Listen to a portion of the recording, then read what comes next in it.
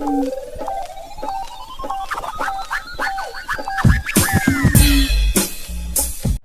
right, so this is just a note to myself uh, that we really want to talk about, and it's just a matter of training.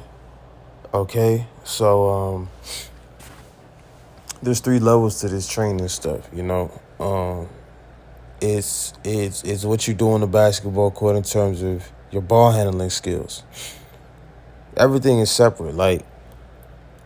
This goes directly in line with we talked. The video I made on Deep Art about when dealing with external cues, right? There's a difference between the entirety of a system and how you train versus how you would want it to look. You know what I'm saying? For instance, when training, there's three parts to working on your game, right? In basketball, your skill sets, right? It's your ball handling skills, or at least I break it down in three parts: your ball handling skills,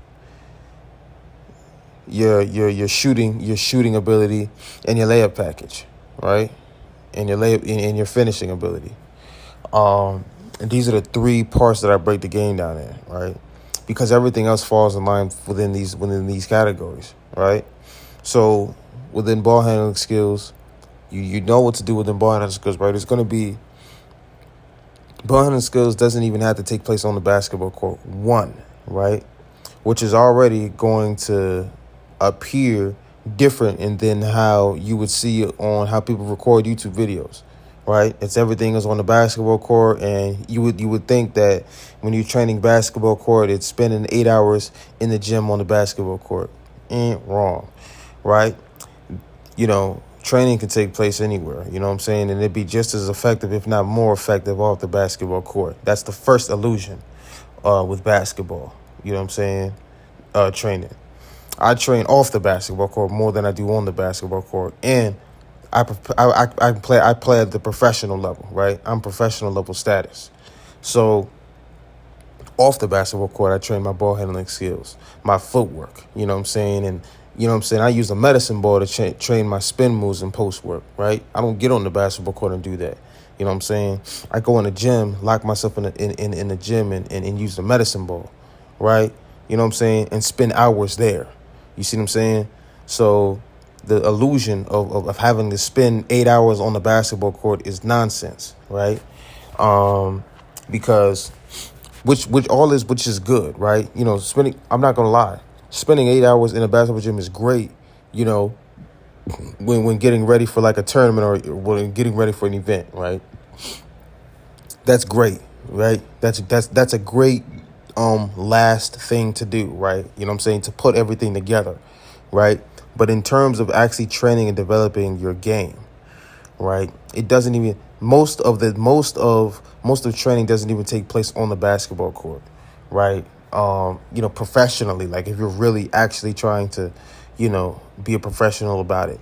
So you would spend time off the basketball court, right? Ball handling skills. I work on my ball handling skills outside, you know what I'm saying? With a tennis ball or with two basketballs, right? Over the medicine ball. Or, you know what I'm saying? There's different variations and different ways I can train, you know what I'm saying? And it doesn't even have to be on the basketball court, right? You can even train within your own room, right? Within your own home, right? Especially if you have a medicine ball. You can train spin moves, and you can train footwork based practically anywhere.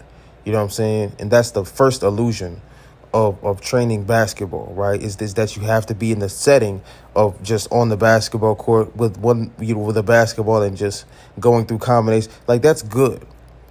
That's definitely good. And the more hours you spend there is definitely going to be effective. But at the same time, that is an illusion to say that that's the way to train, right? The real important thing is the impact, right? You know what I'm saying? Is how hard you train individual things. And that goes exactly what I said in my other video regarding external cues, right? Because as I said, external cues are a lot more sophisticated, you know what I'm saying, than just the visuals, right? The visual setting on the basketball court, train, boom, whatever. External cues is taking the knowledge and understanding of specific things, and then training accordingly based off of the knowledge that you have of specific things, right? And now you're structuring a system and a workout regimen based off of what scientifically, or what you've been educated on that is important, right? Which is what an external cue is, right? Or playing off the external cue. So ball handling, right? I don't have to be on the basketball court, right? I can be anywhere, And when I'm working on my ball handling skills, there's about 3 or 4 or 5 parts to it, right? There's like 3 parts to it, right? I'm going to be working with 2 basketballs. I'm going to be training my ball handling skills to be more efficient with 2 basketballs. I'm going to, use 1 basketball. I'm going to work on my technique, crossovers between the legs, behind the back, in and out. The technique of my dribble is going to be solid. Not just technique, but the ball control. Right? Technique and ball control requires 1 basketball, right? Windshield wipers, and the little shit that most people might neglect to do, right? Because they wouldn't see the value in it, like windshield wipers and, going side to side with the basketball, pound dribbling, low pound dribbling, these sorts of things is helping your ball control. So now I'm mixing ball control with technique, with the efficiency of dribbling with 2 basketballs, and now putting them all together in combinations, right? Now, combinations is the other thing, right? Because as I develop my combinations, I don't have to think about how I'm going to set up the ball, because it's already been made for me, right? Through the combinations that I've already trained. So I've trained my combinations, and now not only have I trained my combinations, but I can mix and incorporate footwork into that. So now I'm taking a punch dribble. I'm doing a combination. I'm inserting a punch dribble, and then I'm inserting it in and out to that to kill me, to kill me out of that, right? To get me out of that. You know what I'm saying? I'm getting the in and out to get me out of that, and then I'm gonna do what I do, right? So now when I get back on the basketball court, you know what I'm saying? Now I then train myself based off of the combination. I tell myself now I want to work on punch dribbles, right? So now the setup comes in automatically. The two punch dribbles come in automatically, and the in and out comes in automatically, and I'm already just into my jump shot, and I don't have to think about none of that. So now now when I get on the basketball court, I've skipped like 6 steps. You know what I'm saying? In terms of how I'm developing myself, right? And now I've skipped about 6 steps, and now when I get on the basketball court, it's all focused on timing, my jump shot, right? Or timing when I'm going to pass the ball, or timing when I'm going to react off the defense and whatever they do, right? So this is just the other method of training, you know what I'm saying, that you could do regardless, just staying on the basketball court for 8 hours, right? And the other thing to that point, right, is and that's just ball handling, right? And that's not even to mention the footwork drills, that come from the medicine ball, right? That can just be easily incorporated right into that same workout regimen. And so now I'm adding the setup combinations right into the punch dribble, right into the in and out that gets me out of that, and right into whatever type of spin work that I've already trained that's just going to hit automatically, right? So with the right intensity level. So now all this stuff is just I've already just had a complete game, and all I did was just work on dribble moves and follow a process, and I never stepped on the basketball court, right? And I've never stepped on the basketball court, and I've just developed this whole structural foundation of a game, that is at a professional level, right? So this is, that's the power of external cues, right? And knowing, and just knowing certain things. And then to train my jump shot, right? Now this gets a little bit more sophisticated, and my game becomes more sophisticated, because now that I've taken the time to train my dribble set, and now I have a system for training my ball handling skills, which covers such a wide range of my game, right? Which covers such a wide range of the game already. Now incorporating shooting, You know what I'm saying? Because now, of course, you have your toe jumpers in front of the basket, your one-handed drip, your one-handed shots, from your right hand, your one-handed shots from your left hand, and these sorts of things, elbow jumpers.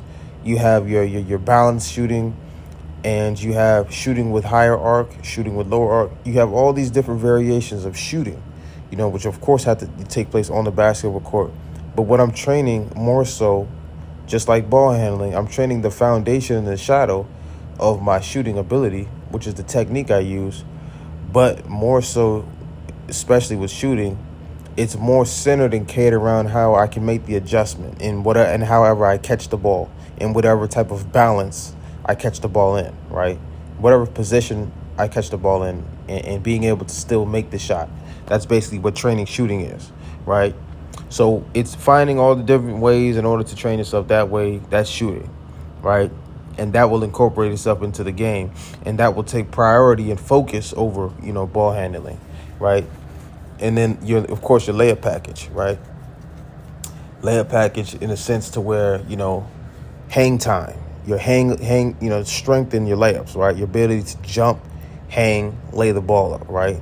The different types of ways and, angles that you can lay the ball up in, and the arc, like how high the arc, how high you put the ball, when you lay the ball up. And this includes floaters, right? And this includes floaters. You know what I'm saying? This includes floaters, right? So all this getting trained and reverses as well, right? And so all these are closed loop commands, right? Closed loop functions that you're training, and you won't have to focus on it too much, right? It's not a priority in your overall game, for real, right? It's something that you just spend time training, time on attention, and watch it, work its way into your game, like, you know what I'm saying, in terms of performance. The